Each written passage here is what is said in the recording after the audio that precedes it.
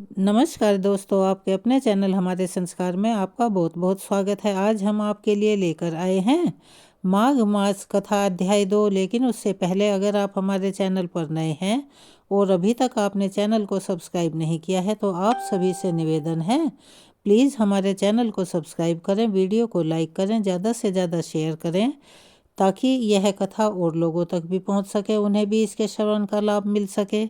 Bell icon को दबाना ना भूलें ताकि हमारी आगे आने वाली हर वीडियो की जानकारी आपको नोटिफिकेशन के जरिए मिल जाया करे। कमेंट्स बॉक्स में जय श्री कृष्ण, ओम नमो भगवते वासुदेवाय नमः, हर हर महादेव लिखना ना भूलें।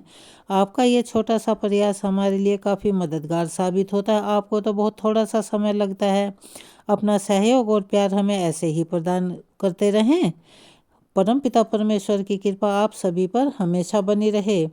आज 15 तारीख है और माघ मास का दूसरा दिन है। और आज के दिन, जैसा कि हमने पहले भी बताया था, पुष्य नक्षत्र सुबह 10:28 तक रहेगा। उसके बाद में अश्लेषा नक्षत्र प्रारंभ हो जाएगा। इसके अलावा आज हम आपको जानकारी दे दें कि प्रीति योग और आयुष्मान योग का भी निर्माण हो रहा है। और यह सभी ऐसे योग हैं जिन्हें कि अति शुभ माना जाता है। इनके चलते हुए किसी भी धार्मिक कार्य को, किसी भी नए काम को शुरू करने के लिए बहुत ही पुण्यदायी समय होता है। इन सभी नक्षत्रों में कोई भी शुभ काम करने से उसके परिणाम अति शुभ होते हैं। चलिए सबसे पहले हम परमपिता परमेश्वर की एक छवि अपने मन में बनाएं। शेषनाग की शैया पर शयन किए हुए, जिनकी नाभि में कमल है, जो देवताओं के भी ईश्वर और संपूर्ण जगत के आधार हैं, जो आकाश के समान हर जगह पर व्याप्त हैं, नील मेघ के समान जिनका वर्ण है, अतिशय सुंदर अर्थात जिसकी कोई उपमा नहीं हो सकती, उनके असंपूर्ण अंग हैं, जो योगियों द्वारा ध्यान करके प्राप्त किए जाते हैं, जो संपूर्ण लोकों के स्वामी हैं, जन्म मरण रूप भय का नाश करने वाले हैं। ऐसे लक्ष्मीपति कमल नेत्र भगवान श्री विष्णु को हम सब प्रणाम करते हैं। एक समय की बात है, श्री सूत जी ने अपने गुरु श्री व्यास जी से कहा कि हे गुरुदेव, कृपा करके आप मुझे माघ मास का महात्म्य कहिए, क्योंकि मैं आपका शिष्य हूँ। तब व्यास जी कहने लगे कि हे सूत जी, जो कथा अब मैं आपको सुना रहा हूँ उसे ध्यानपूर्वक सुनना। तब व्यास जी कहने लगे कि रघुवंशी के राजा दिलीप एक समय यज्ञ के स्नान के बाद पैरों में जूते और सुंदर वस्त्र धारण करके, शिकार की सामग्री से युक्त कवच और शोभायमान आभूषण पहने हुए अपने सिपाहियों के साथ जंगल में शिकार खेलने के लिए अपनी नगरी से बाहर निकले। उनके सिपाही जंगल में शिकार करने के लिए व्याघ्र, सिंह आदि जंतुओं की तलाश में इधर उधर घूमने लगे। उस वन में वन स्थली अत्यंत शोभा को प्राप्त हो रही थी, अर्थात शोभायमान हो रही थी। उस वन की सुंदरता देखते ही बन रही थी। कहीं कहीं हिरणों के झुंड फिर रहे थे, कहीं गीदड़ अपना भयंकर शब्द कर रहे थे, कहीं जंगली गैंडों का समूह हाथियों के समान घूम रहा था, तो कहीं वृक्ष की कोटर में बैठे हुए उल्लू अपना भयानक आवाज निकाल रहे थे, कहीं कहीं शेरों के पदचिन्ह के साथ साथ हिरनियों के रक्त से भूमि लाल हो रही थी, कहीं दूध से भरी हुई थनों वाली सुंदर भैंसें फिर रही थी, कहीं पर सुगंधित पुष्प, हरी भरी लताएं वन की शोभा को और भी चार चांद लगा रही थी। उस वन में कहीं तो बड़े बड़े पेड़ खड़े थे और वहीं उन बड़े बड़े पेड़ों पर बड़े बड़े विशालकाय अजगर और उनकी केंचुलियां लटक रही थी।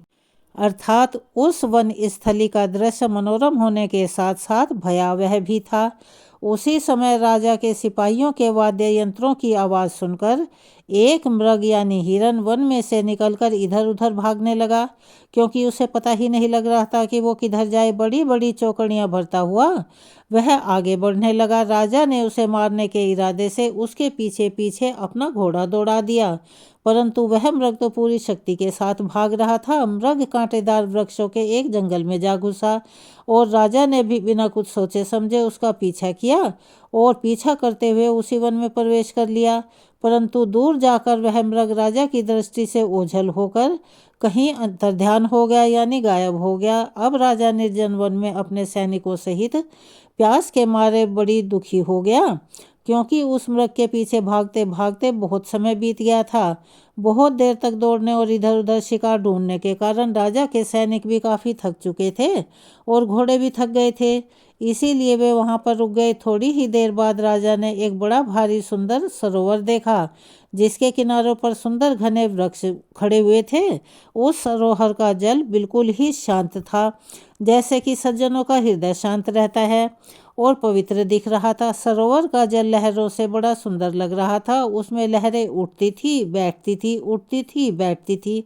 उस सरोवर के जल में जलीय जीव जंतु बड़ी आज़ादी से इधर उधर घूम रहे थे। मछलियां भी इधर उधर स्वतंत्रता से नाच रही थी, घूम रही थी। दुष्टों के समान निर्दयी चित्त वाले मगरमच्छ भी उसी में रह रहे थे। किसी किसी जगह लोभ के समान सीमाल भी पड़ी हुई थी, जैसे मुश्किल में पड़े हुए लोगों के दुख हरने के लिए दानी पुरुषों के समान यह सरोवर अपने जल से सबको सुखी करता था। जैसे मेघ प्यासे चातक के प्यास को और दुख को हरते हैं। इस सरोवर को देखकर राजा की थकावट स्वतः ही दूर हो गई। राजा ने वहीं सरोवर के पास में ही विश्राम किया और सैनिक पहरा देने लगे और चारों तरफ उस वन में फैल गए। रात के अंतिम समय में शूकर के एक झुंड ने, अर्थात सुअरों के झुंड ने आकर उस सरोवर में पानी पिया और कमल के झुंड के पास आए। तब शिकारियों ने बड़ी सावधानी पूर्वक उन शूकरों पर आक्रमण कर दिया और उन्हें मारकर धरती पर गिरा दिया। उस समय सब शिकारी कोलाहल करते हुए, यानी शोर मचाते हुए, बहुत जोर जोर से शोर करते हुए बहुत खुशी के साथ राजा के पास गए। तब तक सुबह हो चुकी थी। राजा ने यह सब देखा तो बहुत खुश हुआ और फिर उनके साथ ही अपनी नगरी की तरफ चल पड़ा। जब राजा अपने नगर की ओर जाने लगा तो रास्ते में एक तपस्वी को देखा। वह तपस्वी ब्राह्मण हरिर वैखानस मत के थे। उनके हाथों की उंगलियों में शंख और चक्र चिन्ह शोभित थे। कठिन साधना के कारण उनका शरीर इतना दुर्बल हो गया था, केवल अस्थियों का ढांचा मात्र रह गया था, लेकिन वे बड़े चतुर और कर्कश शरीर वाले थे। हिरण की खाल धारण किए हुए, मृदु वल्कल वस्त्र पहने, नख लोम जटा धारण किए, निगम जप किया करते थे। ऐसे तपस्वी को देखकर राजा ने उन्हें रास्ता दिया और हाथ जोड़कर दंडवत प्रणाम किया और वहीं बैठ गए। तब ब्राह्मण ने राजा के वेश से समझ लिया कि यह जरूर कोई राजा है। तब राजा से परोपकार की इच्छा से कल्याण के बारे में कहा कि हे राजन, इस पुण्य पवित्र काल में कहाँ जाते हो? माघ के महीने में तो प्रातःकाल सरोवर में स्नान किया जाता है और तुम किस कारण से छोड़ रहे हो? भक्तजनों, जब दिलीप ने इस तपस्वी से माघ मास के महात्म्य के बारे में पूछा, तब राजा के वचनों को सुनकर तपस्वी कहने लगे कि हे राजन, भगवान सूर्य बहुत शीघ्र उदय होने वाले हैं, इसीलिए यह समय हमारे लिए स्नान का है, कथा सुनाने का नहीं। इसीलिए आप स्नान करके अपने घर को जाइए और अपने गुरु श्री वशिष्ठ जी से इस महात्म्य को सुनाने का आग्रह कीजिए। इतना कहकर तपस्वी सरोवर में स्नान करने के लिए चले गए और राजा भी विधि पूर्वक सरोवर में स्नान करने के बाद अपने राज्य को वापस लौट गया।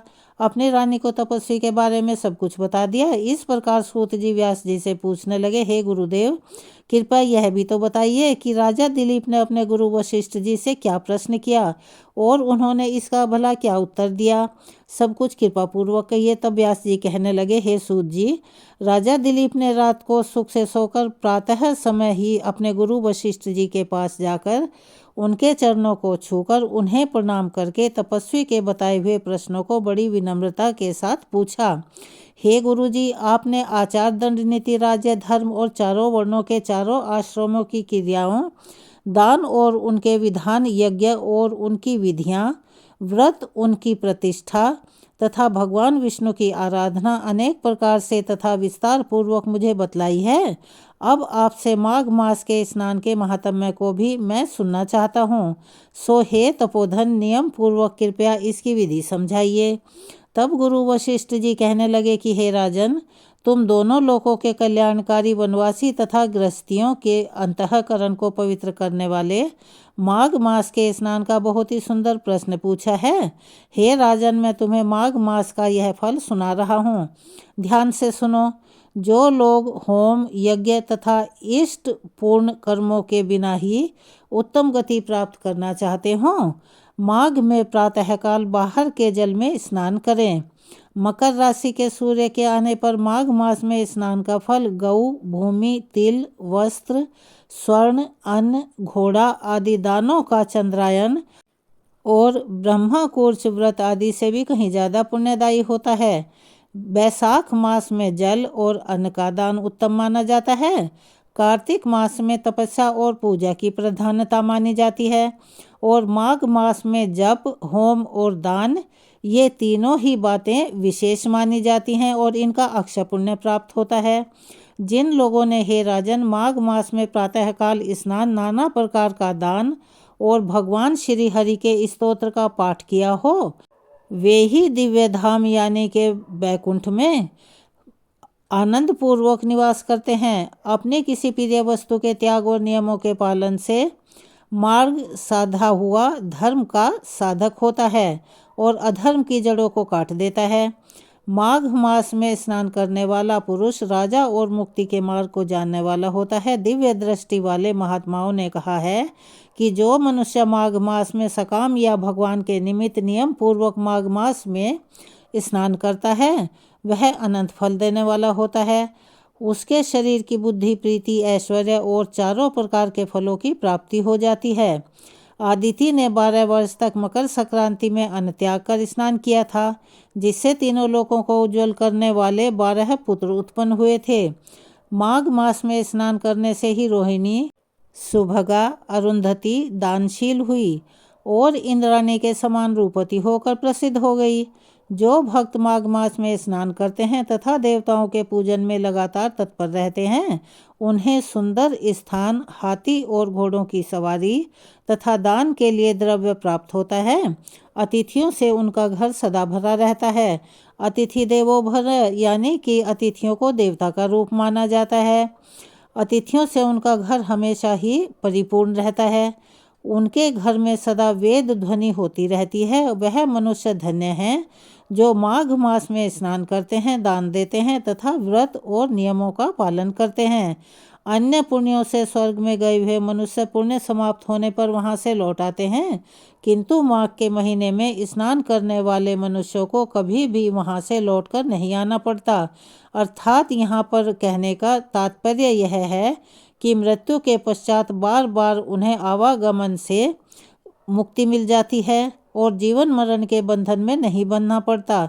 इससे बढ़कर कोई नियम, तप, दान पवित्र और पापनाशक नहीं है। इससे बढ़कर कोई तप और इससे बढ़कर कोई महत्वपूर्ण साधन मुक्ति के लिए नहीं है। यही परम हितकारी कार्य है। एक समय महर्षि भृगु ने मणि पर्वत पर विद्याधर के से कहा था, जो मनुष्य माघ के महीने में जब उषा काल की लालिमा बहुत अधिक होती है, गांव से बाहर नदी या पोखरे या किसी सरोवर या फिर किसी भी ऐसे बहते जल में स्नान करता है, वह पिता और माता के कुल की 7 पीढ़ियों का उद्धार करके स्वयं देवताओं के समान शरीर धारण करके स्वर्ग लोक में चला जाता है। यह सब सुनकर राजा दिलीप ने पूछा, हे गुरुजी, कृपया बताइए तो सही कि ब्रह्म ऋषि भृगु जी ने किस समय मणि पर्वत पर विद्याधर को धर्म का उपदेश दिया था। ये सब सुनने की भी मेरी बड़ी तीव्र इच्छा है। इस पर गुरुजी बोले, हे राजन, प्राचीन काल में एक समय 12 वर्षों तक वर्षा नहीं हुई। इससे प्रजा में त्राही त्राही मच गई। सारी प्रजा त्राहिमाम करती हुई 10 दिशाओं में चली गई। लोग भूखों मरने लगे। उस समय हिमालय और विंध्याचल पर्वत के बीच का प्रदेश खाली हो गया। जितने भी धार्मिक कार्य थे, अनुष्ठान थे, यानी के यज्ञ, हवन, जप और वेदों का अध्ययन आदि सब कुछ बंद हो चुका था। समस्त लोकों में उपद्रव होने लगा था। धर्म का तो जैसे नाश ही हो गया था। चारों तरफ अधर्म का बोलबाला हो गया। धरती पर फल फूल, अन्न और पानी बिल्कुल भी नहीं थे। सभी चीज़ों की कमी हो गई थी। उस समय नर्मदा नदी के तट पर महर्षि भृगु जी का आश्रम था। वे अपने आश्रम से अपने शिष्यों सहित निकलकर हिमालय पर्वत की शरण में गए। वह कैलाशगिरी पश्चिम में मणिकर नाम का पर्वत था, जो सोने और रत्नों का बना हुआ था। उस परम रमणीय श्रेष्ठ पर्वत को देखकर अकाल पीड़ित महर्षि भृगु का मन बड़ा खुश हुआ और उन्होंने वहीं पर अपना आश्रम बना लिया। इस पर्वत की चोटी नीली और नीचे का सारा हिस्सा सुनहरा होने के कारण सारा ही पर्वत पीताम्बरधारी श्री भगवान के सदृश लगता था। पर्वत के बीच का भाग नीला और बीच बीच में कहीं कहीं सफ़ेद स्फटिक होने से तारों से युक्त आसमान जैसी शोभा दिखती थी। रात के समय यह पर्वत दीपकों की तरह चमकती हुई दिव्य औषधियों से पूरित किसी महल की शोभा को प्राप्त होता था। यह पर्वत शिखाओं पर बांसुरी बजाती और सुंदर गीत गाती किन्नर तथा केले के पत्तों की पताकाओं से अत्यंत शोभा को प्राप्त हो रहा था। यह पर्वत नीलम पन्ना पुखराज तथा इसकी चोटी से निकलती हुई रंग बिरंगी किरणों से इंद्रधनुष के समान दिखता था। स्वर्ण आदि सभी धातुओं से चमकते हुए रत्नों से चारों ओर फैली हुई अग्नि की ज्वाला के समान शोभायमान होता रहता था। गुरु वशिष्ठ जी के सामने राजा दिलीप हाथ जोड़कर प्रणाम करने के बाद कहने लगे कि हे महाराज, यह पर्वत कितना ऊंचा है और कितना लंबा चौड़ा है। तब वशिष्ठ जी कहने लगे, हे राजन, यह 36 योजन अर्थात 1 योजन 4 कोस का होता है। राजन, ऊंचा पहाड़ चोटी में 10 योजन चौड़ा और नीचे 16 योजन चौड़ा है, जो हरिचंदन, आम, मदार, देवदार और अर्जुन के वृक्षों से शोभायमान हो रहा है।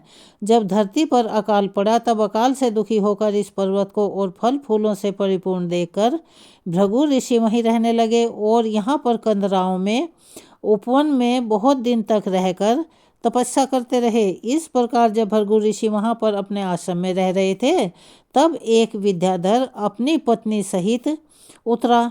वे अत्यंत दुखी थे। उन्होंने भृगु ऋषि को प्रणाम किया और ऋषि ने बड़े ही मीठे स्वर में उनसे पूछा कि हे विद्याधर, तुम तो बड़े दुखी परेशान दिखाई दे रहे हो। तब विद्याधर ने उदास स्वर में कहा, महाराज, पुण्य के फल को पाकर, स्वर्ग पाकर तथा देवतुल्य शरीर पाकर भी मेरा मुख व्याघ्र जैसा है। मेरे दुख और अशांति का केवल यही एकमात्र कारण है। महाराज, ना जाने मेरे किस पाप का फल मुझे यह मिला है। मेरे मन की व्याकुलता का अब दूसरा कोई कारण भी जान लीजिए।